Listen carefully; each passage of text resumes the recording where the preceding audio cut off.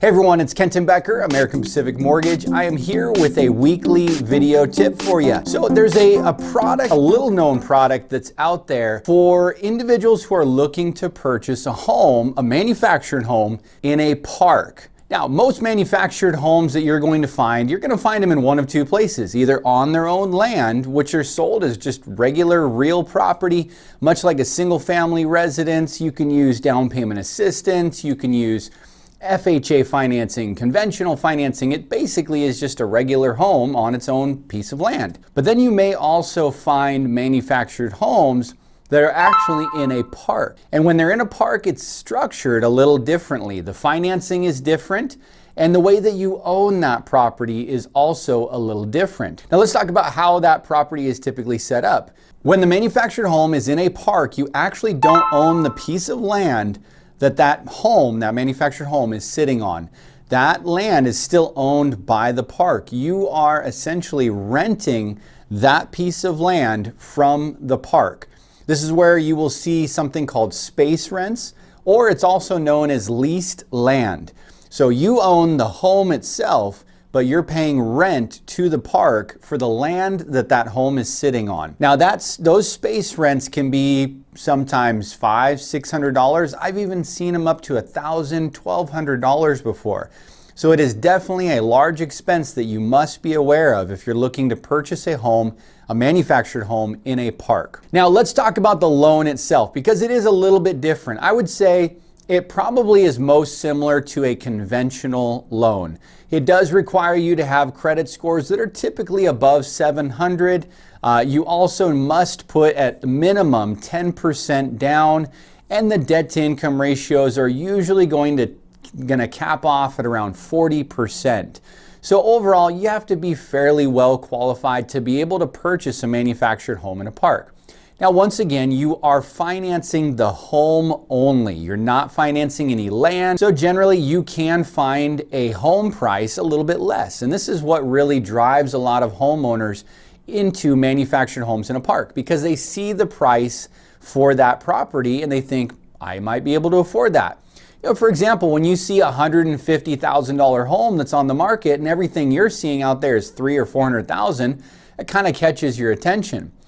So getting financing on that home will usually generate a little bit lower payment. Now, this is the other tricky part on manufactured home park loans. Those interest rates are generally quite a bit higher. Usually I'm seeing rates that it can be upwards of 8 or even 9%, and the max loan term is 20 years. So it all kind of balances out in the end. Because you have a little bit higher interest rate, because you have only a 20-year term instead of a 30-year term on a regular home, those monthly payments can still be fairly high and closer to what you might see on a single family residence. I know, again, a lot of clients that are approved for $300,000 or $400,000, and then they see this $200,000 manufactured home in a nice park, and they think, my payment's gonna be half the amount because that price is half the price of what I've been looking at. And it's not quite that way, because again of those higher interest rates, the 20-year term, the shortened term, and once you add in those space rents, generally that monthly payment can be fairly close to what you were maybe looking at on a $300,000 or $400,000 home. Now that's not always the case, and definitely it's not always the case that it's going to be a $200,000 manufactured home in a park. I've definitely seen some manufactured homes in a park that are $100,000 or $150,000, and those will have a little bit more affordable payment. Now, the other thing that you need to consider is that some manufactured home parks do have age restrictions. You might see these as labeled as 55 plus community. That means that community is more suited for retirees rather than younger home buyers. So you do have to be aware of this. If you're looking as a younger home buyer into a manufactured home park community, you need to look for something that says an all ages park.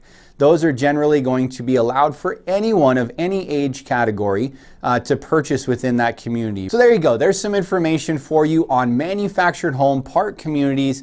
If you see them out there and you fit that category of somebody who has a 700 credit score, 10% down payment, and you're looking at a debt to income ratio somewhere in that 40% range or less, these are home options that you